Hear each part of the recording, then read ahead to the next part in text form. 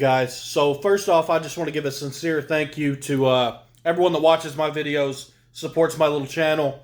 One of the main reasons I have this channel, unfortunately, on my dad's side of the family, we do have some dementia and some Alzheimer's.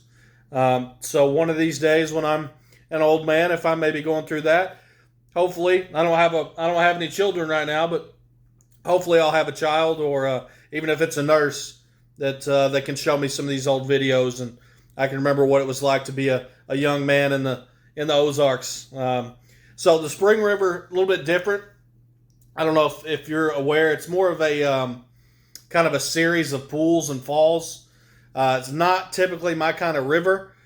So we just kind of kayaked 4 or 5 pools up, maybe, I don't know, 3 or 4 miles, tore the fish up. I promise we caught a lot more fish than what I put on this video.